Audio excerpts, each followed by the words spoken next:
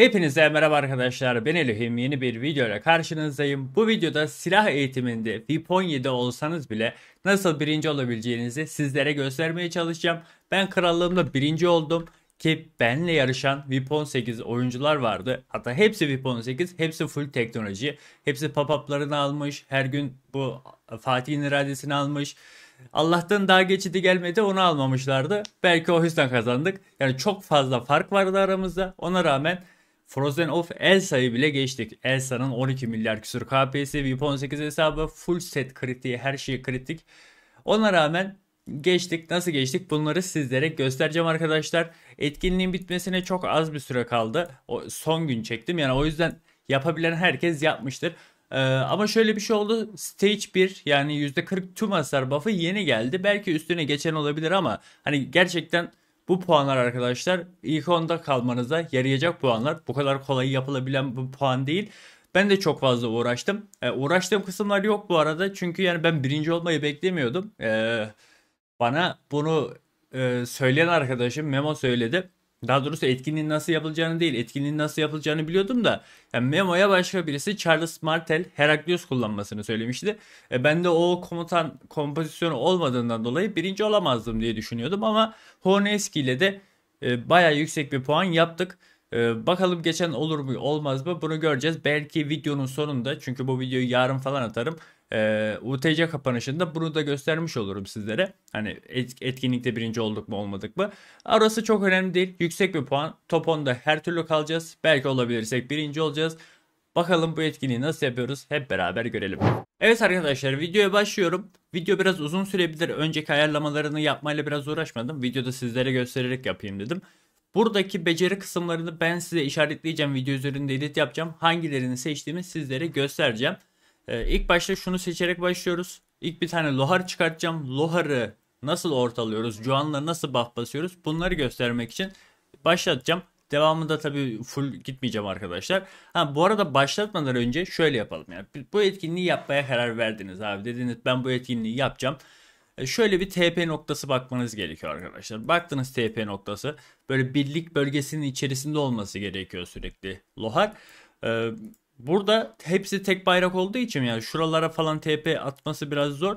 O yüzden ben şöyle köşeli bir yere gittim. Köşeli bir yere gitmemdeki neden? Bak şurada şey var, gördünüz mü? Bu barbar lokasyonu var. Ben tam buraya TP attım ki, bir de şöyle tam sağ aşağısına doğru attım ki barbar buralara spawn olamasın. Hep bu üst tarafı olsun. Bu üst tarafta her zaman bölge içerisinde olacak arkadaşlar. Bir ufak şu tarafta, yani şu bölgede birazcık TP bölgesinden çıkma şansı oluyor Lohar'ın. O da pek bir mümkünatı yok. Etkinliği yaparken ilk başlarda dedim buralara atmayacağını düşündüğümden dolayı ilk 1-2 seviyelerinde şu tarafa attı. Bu tarafta da hiç barbar yok. Gördüğünüz üzere barbarlar hep üst tarafta. Burada hiç barbar yok. Yani buff alabileceğiniz bir pozisyon olmuyor. Bunu nasıl çözebiliyorsunuz? Yani efsaneviye gelene kadar bu olayı çözdüm şu şekilde. Hemen ordu çıkartıyorsunuz abi. Bu alanı siz kendiniz dolduruyorsunuz. Bu alanı doldurduğunuzda herhangi bir TP alanını, hani Lohar'ın orada spawn olmamasını istiyorsanız arkadaşlar, o tarafı bu şekilde ordularınızla doldurun. Lohar'a tıkladığınızda Lohar o taraflarda doğması imkansız. Buna da nereden bakabilirsiniz? Mesela TP atma noktasına baktınız. Gördüğünüz üzere buralar dolu. Şuralarda çıkabilir küçük Lohar. Şuralarda çıkabilir. Şuralarda çıkabilir. Ama yani şurada çıkma şansı yok. Yani ordulara koyduğum yerde çıkma şansı yok artık. Burası zaten karalı. Burada da şey var. Yani ortalama zaten spawn olma yeri şu gıdanın ötesine gitmez. Şöyle bir çemberde dönecektir büyük ihtimalle Lohar'ın çıkma yeri. O yüzden bu şekilde blokladınız. Lohar'ı açtınız. İlk Lohar geldi. İlk başlarda ben Richard Alex buff'ını kullanmadım. Richard Alex buff'ı bu arada çok önemli. Çünkü size kalkan veriyor. Kalkan verdiği için de sıfır hasar alıyorsunuz ilk aşamalarda. Eğer hiç erimem onu da yaparım diyorsanız 340 puanı bile geçebilirsiniz. Yani geçilebiliyorsa. Bilmiyorum artık. Lohar'la buff Joan'la buff almayı zaten hepiniz biliyorsunuzdur. Joan Konstantin var. Konstantin %40 sağlık veriyor. Joan öfkenizi arttırıyor. Bu buff alıyorsunuz ve normal vuruyorsunuz. Belki çoğunuz öyle yapıyordur. Ama şunu unutmayın arkadaşlar. Şu daha doğrusu oyunda şöyle bir açık var diyebilirim. Neredeyse açık. Yani ordular şey yapabilirsiniz. Mesela bol savaşında arkadaşlar gitmeden önce böyle tüm ordularınızı Joan'la bufflayıp bol savaşına öyle gidip bir anda full öfkeyle savaşa girebilirsiniz. Oyunda şöyle aptal bir durum var. Şimdi Ho'nuzu içeri aldığınızda Joan buff'ı bastıktan sonra basarken 5 kere buff bastığında arkadaşlar Ho'nuzun öfkesi fulleniyor. Yani bu öfke dolum süresini geçmiş oluyor. Yani savaşta olması gerekmiyor. Daha doğrusu ben şunu bekliyordum. Yani bu saçmalığın şu şekilde çalışmamasını bekliyordum. Hani Joan'ın verdiği öfke buff'ı Ho savaştayken işler. Hani Ho bir savaştayken bu öfkesini doldurabilir. Bu okey. Ama siz haritada boş boş dururken Joan sizin öfkenizi doldurabiliyor. Doldurduğunda da siz direkt Lohar'a şey çakıyorsunuz. Ho ile Neski'nin becerisini çakıyorsunuz. Zaten Ho becerisini çaktığında 2700 vuruyor. 145k falan vuracak şimdi göreceksiniz. Çat 145k'yı çakacak şimdi bak görün. Pat. Öldü. 140k çaktı mesela. Bu neredeyse tüm seviyelerine tek atıyor. Efsaneviye biraz tek atamıyor. Biraz sorun orada. Hemen mesela Barbar ölmeden Joan ordumu çıkartıyorum. Geri şehre alıyorum. Çünkü Barbar ölmesini istemiyoruz. Çevrede mümkün olduğunca fazla Barbar olması gerekiyor. Şimdi Alex'le nasıl buff alabileceksiniz onu göstereceğim. Lohar inşallah şu üste çıkar ya. Dur. Neyse tamam.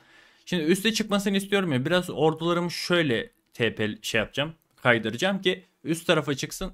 Üst tarafa değil de şu sol tarafa çıksa daha iyi o zaman. Şuraya alalım. Şöyle alalım. Yani mümkün olduğunca bloklamaya çalışalım. Hayda gitti sağ tarafa çıktı. Sağ tarafı tam bloklayamadık çünkü daha kötü çıktı şu an ya. O zaman şu turu bir geçelim arkadaşlar. Ondan sonra yapalım. Yani bu ilk seviyelerde çok önemli değil de son seviyelerinizde eğer bu tarafa denk gelirse büyük şanssızlık olur. Ya da bekleyeceksiniz yani şu tarafa doğru yürümesini bekleyeceksiniz. Ya da baştan işinizi sağlam şey alıp şey yapacaksınız. Şu tarafları ordunuza bloklayacaksanız hep üst tarafa yani barbarın olduğu yere TP'lettireceksiniz.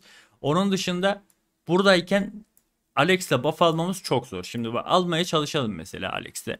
320 kaymış. Richard ordunuzu sürekli yenilemeniz gerekiyor. Çünkü Richard'ın full can olması gerekiyor Ho'ya buff basabilmesi için. Hatta şu an Ho'ya buff basamayabilir. Çünkü Ho'nun da canı full. Richard barbarla savaşırken Ho'dan çok daha fazla can kaybedecektir diye düşünüyorum. Ama bir deneyelim. Mantığı anlatayım ya da ben size yani. Çünkü bunu denk getirmesi biraz zor olabilir. Richard'ı şöyle ucundan kaydırmaya çalışacağım. Joan'a buff atmaması lazım. Alex arkadaşlar canı düşük ordulara buff atıyor. Haberiniz olsun. Richard'dan canı düşük olması lazım. Ve bu çevredeki en düşük canlıya buff atar. Şimdi bakalım mesela Hood'un canı düşük müymüş? Hood'un da canı düşük değil. Kendisine buff atıyor büyük ihtimal aynen. Yani Hood'un canı daha full olduğu için zaten ilk seviyelerde oyun size bir şekilde kullandırmıyormuş bunu. Bunu anlamış olduk.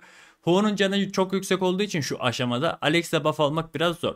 Ama yani mantığı anladınız. Yani Lohar'ı şu taraflara denk getirmeye çalışıp Alex'in buff'ından sadece Ho ile yararlanırsanız Alex size 600 hasar faktörü emebilen bir kalkan veriyor. O da Lohar'ın ilk başlarda böyle sıfır vurmasına şey oluyor, neden oluyor. Ama 2 saniye sürdüğü için tam Alex'in skill'i attığı anda siz Lohar'a vurmanız gerekiyor. Zaten tek bir beceri atıp öldürdüğünüz için o 1-2 saniye full buff'ı alabiliyorsunuz.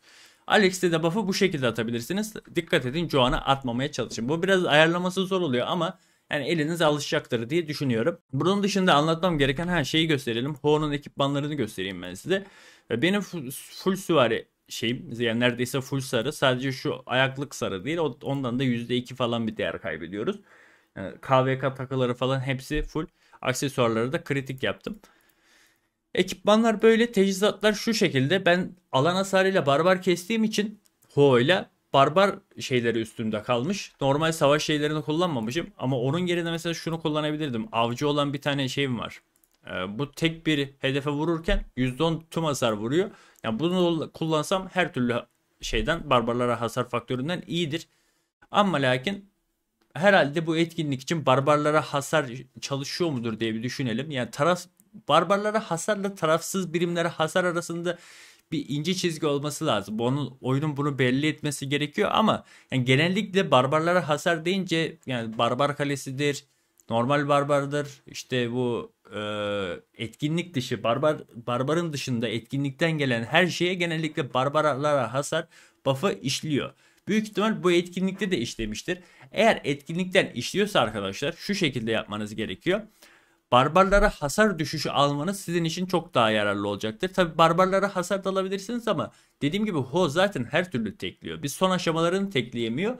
Onda da zaten Nevski beceri attığından dolayı Nevski de 2000 küsür 2500 mü 2700 mü ne beceri hasar atıyor ve buff'lı atıyor. Yani Ho'dan belki daha çok vuracak görecek olursak. Yani maksimum 2 skill'de keseceğiniz için hepsini. Yani barbarlara hasara abanmak yerine hasar düşüşüne abanırsanız normal saldırı hasarından aldığınız hasar düşecektir. Öyle ordunuzun canı daha fazla olabilir. Ya bence işliyordur bu buff.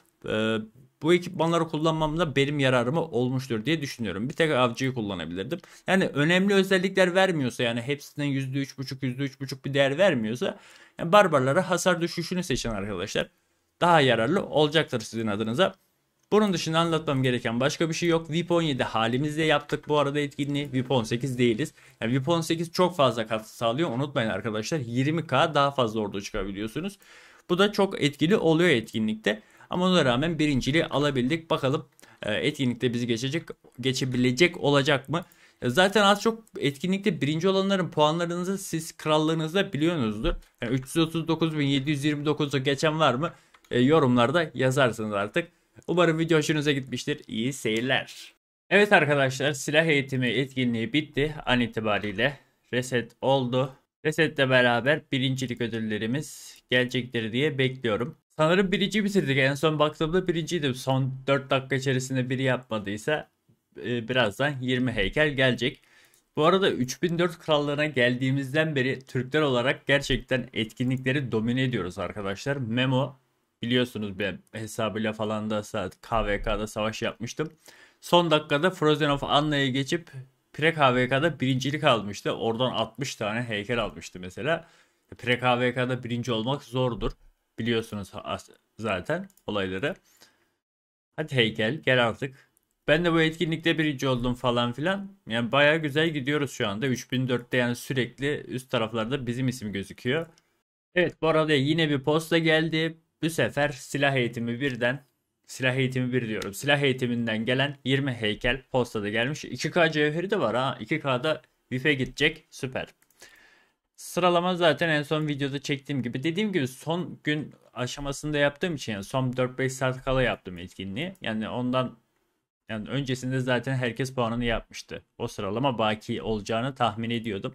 Ama böyle videonun son kısmına ekleyip bir proof yapmış olmuş olduk. Yani ispatlamış olduk. Ve zaten bu kısımda Zuge'yi falan da fullleyeceğim. O da var yani. Zuge'yi fullleyeceğiz arkadaşlar şimdi. 20 heykel geldi. Tam 80 heykel oldu ve tam Zuge'nin fulllenebileceği heykel sayısına ulaştık. Şimdi stage 3'e geçeceğiz. Bu heykel bağışı yaptığımız aşamaya. Oradan da 20 heykel falan gelecek. Artık Heraklius'a gidiyorum. Çünkü 5 ordumun 5'i de tamam. Yani şu an için yeni nesil komutanlara sahibim. Yani zaten 6 ordu çıkmıyorum. 6 ordu çıksam Liu Che'ye giderdim büyük ihtimal. İkinci piyade ordumu yapardım. Ama 6 ordu genellikle çıkmayacağım için yani özel KVK'larda ancak 6 ordu açabilirim. O da yani her zaman olmuyor. Şimdi Heraklius'a gideceğim. Ziska Heraklius yapabilirim veyahut da yeni gelen komutanlardan bir tanesiyle Heraklius yapabilirim. Haberiniz olsun. Zuki'yi fulllemeden önce birazcık daha uzatıyorum. Birazcık daha YouTuber'lık yapıyorum. Şurada ufak bir tefek şey birikmiş, teçhizat birikmiş. Onları da hazır video denk gelmişken açalım. Ben normal zamanda açacaktım. Video denk geldi. O yüzden şimdi videoda açmış olalım.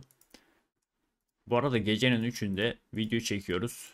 Eğer komşular falan dinliyorsa acayip sövüyordur ya. Ben olsam ben söverdim yani. Biraz nezih bir apartman olduğu için hiç kimse de ses etmiyor ama yani sesim gidiyordur sanırım şu an. O yüzden hemen videoyu bitireceğim. Şu teçhizatlardan nefret ediyorum. Çok şansa bağlı ya. Siz sarı teçhizat sandığı açtığınızda böyle hani değerli bir şey açmış gibi olmuyorsunuz yani. Yani sarı teçhizat açmış oluyorsunuz. Sarı rengi çıkıyor. Ama şuna bak yani. Hepsi çöp. Çöp oğlu çöp. Belki şu bir tık iyi. Ama bundan daha iyisi vardır bende kesin. Evet, çok kötü ya. Çok. Bakalım başka açabileceğim bir şey var mı? Şöyle cevherlerimizi açalım. Yani şunları açmayacağım. Şu barbardan gelen cevherleri hesaplıyorum. Yani bu 10 ve 100'lük cevherlerin yani hepsi neredeyse barbardan geldi. 143k cevherimiz var. VIP'te de neredeyse 5k eklersek hani 5k da oradan desek Yaklaşık 460k şey eksik. VIP puanı eksik, 460k sonra VIP 18 oluyoruz.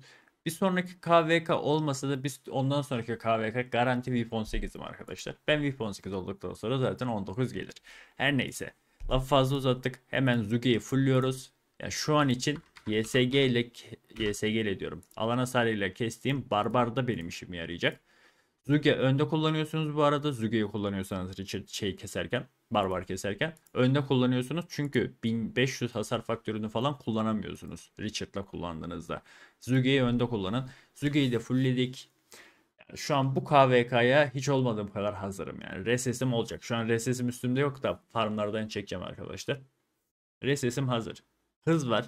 Hız yani çok fazla gitmemişti 2891'de. 5 ordumuz var. 1, 2, 3, 4, 5. Yani ekipmanları yani gösterirken şunları göstermeseydim keşke. Piyade özellikle çok kötü gözüküyor ama yani şöyle bir şey. Daha bugün Alfa ile vs attık. Bizim Alfa Atatürk'te. Mor okçu setiyle onun full sarı setli okçu ordusunu yendim mesela. Ben o Boydika YSG kullanıyordu. Ben Boydika Zuge kullanıyordum. Yani Zuge full değildi orada vs atarken ama hani mor bir setle full artı full sarı bir seti kesmiş olmuştuk. Yani o yüzden mavi mor diye de çok küçümsememek lazım. Siz yani icraata bakın.